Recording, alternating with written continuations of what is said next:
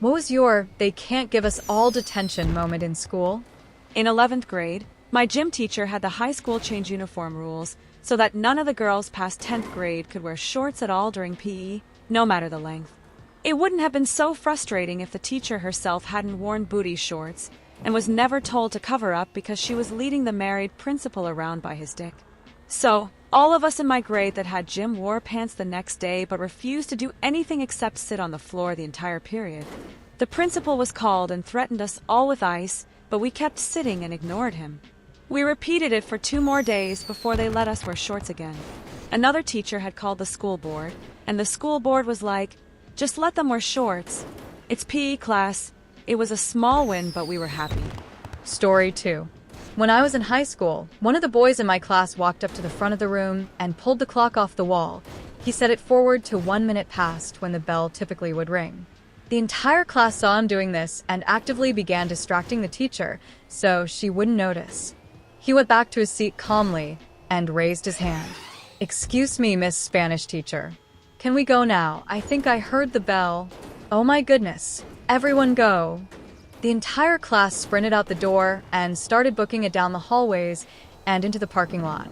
After that, the assistant principal took over the class for the rest of the week. Story 3.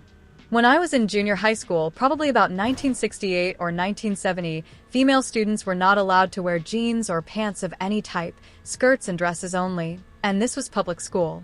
If you did try to wear pants, you would be sent home to change clothes.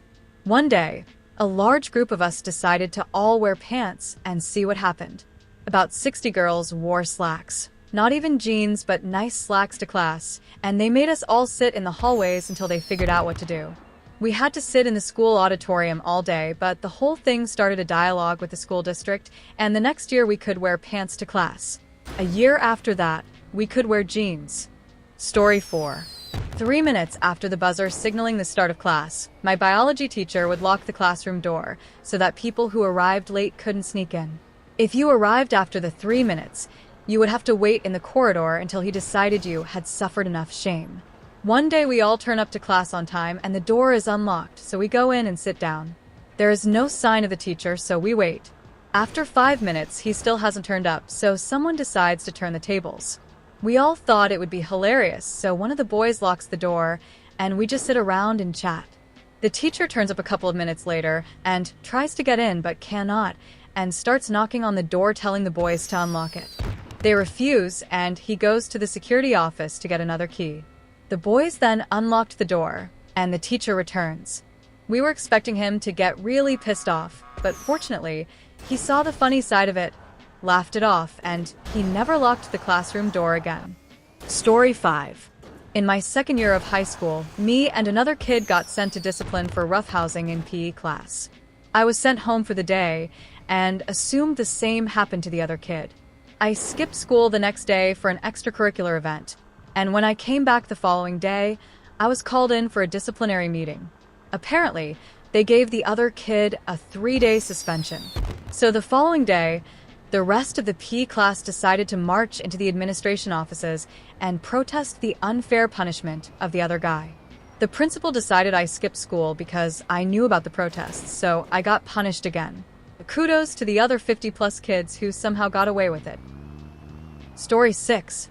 In junior high, I was in a gifted class with a teacher the majority of us were not crazy about. When she left the room, we moved the teacher's desk about 2 inches to the left. We then moved all of the student desks about 2 inches in the opposite direction. She returned to the room and sat at her desk with her chin in her hand, looking confused for the remaining 20 minutes of class. This is really not that impressive. I now realize that this was about her staring. Story 7. Last year, my school went on a ski trip to Vermont, and the teachers would put tape on the doors in order to tell if people left their rooms after a certain time after curfew. The people in my room, and I wanted to leave for some reason, so when we left, we just took the tape from every single door and threw it all away in the lobby. The teachers were pissed, but we never got caught. Story 8. The principal of my high school slipped on a packet of ketchup in the lunchroom and broke his leg during senior year. For the graduation walk, everyone handed him a packet of ketchup as we shook hands. Harmless enough, but he was visibly not amused. There was also a sizable pile of ketchup at his feet after the stage walk. Story 9. At my high school, we had trailers way at the far end of campus that some classes were in. I had a math class in one of these trailers with a very strict and maybe a little insane teacher. As soon as the tardy bell rang, he locked the classroom door and wouldn't let anyone into his room without a tardy pass from the office.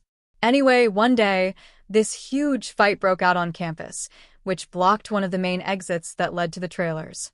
The tardy bell rang before anyone in our class got to the trailer, and we all waited until he opened his door, announced no one would be let in without a tardy pass, and sent the entire class to the office. When an entire class of kids walked into the office to explain what happened, they just rolled their eyes, and the vice principal walked us back to class and told our teacher that he had to let us in. Story 10. In 8th grade, our temp teacher left the room to get something, and while she was out, someone locked the door. Eventually, the teacher came back and found she didn't have the key, and no one inside the room would unlock the door for her. So, she had to call the head of the department to unlock it for her. Then the temp and the head of the department made all kinds of threats about what would happen if none came forward. But no one did. That's how we found out that they actually can put an entire class in detention. Story 11. The last day in one school in 8th grade before moving to another school 2 hours away, I had tater tots for lunch. A friend said something, so I tossed a ketchup-covered tot onto his tray. He said, "Food fight," and tossed it back. I threw it at his face. Someone else joined in. Pretty soon, 50-some kids were tossing tots. The massive food fight got blamed on me because I was leaving. When I got to my new school, they had been told, and the second day there, I was called into the principal's office, where I was threatened with suspension if anything like that happened there. Story 12. March 20th, 2003, I was a foreign exchange student in Germany as a 7th grader. Germany as a whole was extremely against Bush starting a war with Iraq, so in early March, it started to circulate through the school that if the war started, everyone would walk out and protest. March 20th came, and the 11th and 12th graders sounded the alarm. The entire school streamed out in a gigantic mob. They tried to lock us in, but it turns out you really can't prevent 500 kids/teenagers from going somewhere. So doors were forcibly held open, and people jumped from the first-story windows. We took public transportation to the middle of the city, where our school met up with 3 others, full bodies, and we marched through the streets. I remember my class was supposed to have music that day, so we all got our recorders out and blew them as loudly and off-key as possible. As the American foreign exchange student, it was definitely a bit awkward to be ditching school to protest my own country, but I definitely didn't want to make myself a social outcast by being one of the only ones to stay behind. Personally, I was also against the war, so I got over that pretty quickly and enjoyed the adventure and a day without classes. The protest was over 2 or 3 hours later, and everyone just went home. The next day, a few teachers gave us lectures, but that was the extent of it. Who knows, maybe the instigators got bigger punishments, but us little 7th graders were left alone. That was the first time in my life that I ever protested something, and it was honestly extremely empowering. Story 13. We turned the student parking lot into a beach. A bunch of us pooled money together to get a few truckloads of sand cheap and dumped it out into the parking lot, put up kiddie pools and volleyball nets, and partied until the cops told us we had to go home. Story 14. We walked out to protest the vice principal being replaced. It was 99% of the junior and senior class, and they couldn't give us all detention. They did give detention to those who didn't come back from the football field afterward and just left to go party. Story 15. In high school, we had a big tradition of wearing costumes the Friday of Halloween. My senior year, they banned costumes and said any students found would get detention. I said, "F it," and I went as my GTA V character, a cowboy with a thick Russian accent. By the way, I'm Russian and live in rural-ass location. A friend went as Marty McFly. Long story short, everyone went with normal clothes as costumes. List of outfits: axe murderer, fighter pilot, greaser, doo-wop, greaser motorcycle rider, gangster, some character from American Horror Story, Jason Brody with a tattoo, and more. Nobody got a detention. Our sole teacher tried, but we argued, this is what we always wear. True for Marty McFly. Story 16. Every quarter, the middle school gym class was forced to run a few miles for their physical exam. When the dreaded day arrived, we all decided to rebel and plotted with the history teacher. A few years ago, the gym teacher had kidnapped her entire class for a field trip to the pool, so she was thirsty for revenge. She took us to her classroom, locked us in there, and let us bunker down underneath the desks for the entire period. The gym teacher was running all over the place.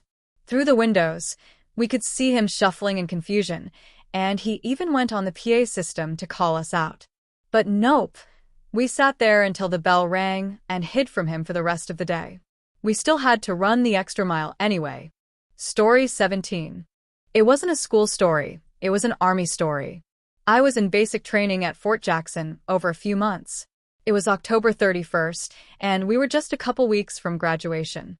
Every night, we were supposed to line up in front of our beds with our udders touching a piece of white tape that ran down the length of the bay. It's called toe the line. They do a bed check and make sure everyone is there, then turn out the lights to go to bed.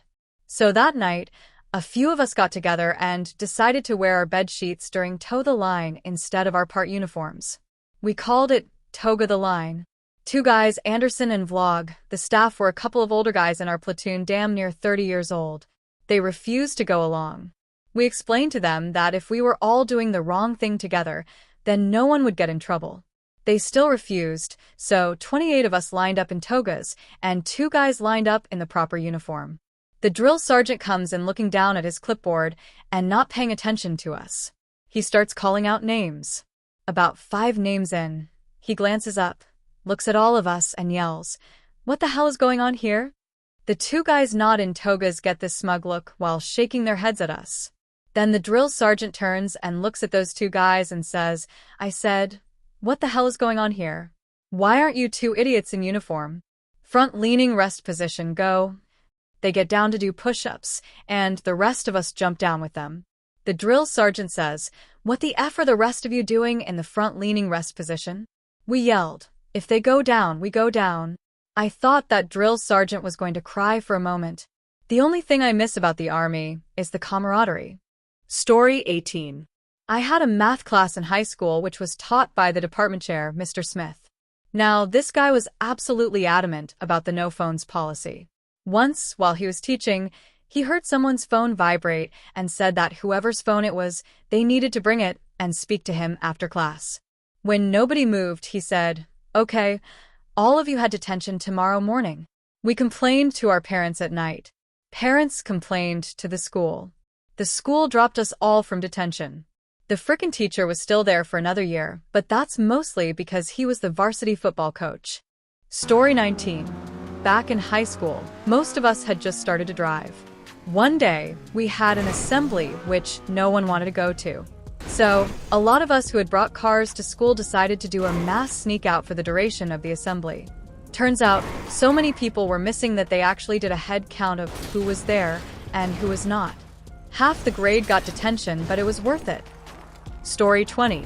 At around 15, I discovered the greatest implement of mischief I could bring to school, a Phillips head screwdriver. After spending a portion of the morning taking the screws out of everything I could find, notice boards, toilet cubicles, etc., I decided it was time to move up to dismantling the desks. There was one kid, always the last into class, so I duly whipped out all the screws holding his desk together, leaving them hanging by just a hair, half a thread. Just enough to stop it collapsing under its own weight. The teacher was already there, and in he comes and crashes to the ground in a pile of metal and timber. Mass hilarity ensues. Happy with the outcome and with the support of my peers, I spent my lunch break doing all the desks in the room we'd be in for the next class. The teacher comes and sits down. I left her desk alone. We all file in straight-faced and calm, and then all at once come crashing down. She seemed not to be too fazed by the Monty Python-like scene unfolding in front of her. People shouting indignantly, "Is this place falling apart?" etc. She gave us 15 minutes to sort this mess out and, having checked her own chair for structural rigidity, carried on with the class but kept us back 15 minutes to make up for lost time.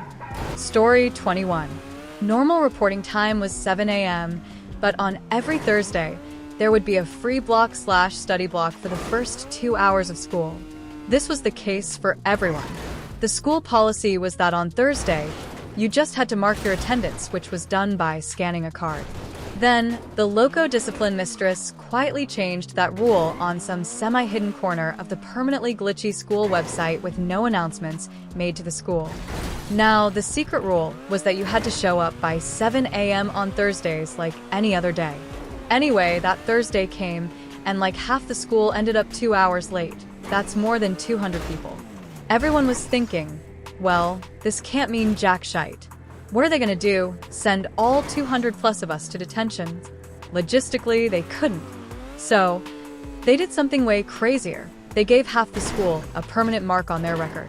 For context, you usually have to be late a few times to get a warning, then late a few more times to get detention, and then get detention a few times to get a permanent mark. That day, the discipline mistress decided, nope, half the school will get a permanent mark even if it's their first offense. Story 22. In 12th grade at a public school, most teachers legit didn't give a crap. One of the rules said there would be no public nuisances. My idea for a goodbye to the school would be to interrupt the school during Friday announcements. I was up to read, and we had the whole class in on it. So I went on and sang. Best I can tell, the world's going to hell, and it's all going to pot. And at that, all the kids with their boom boxes started playing the song in unison. That's how we walked out that day, all singing along to Willie Nelson. We got yelled at, but it was so worth it. If you have any stories like this, I'd love to hear them in the comments below.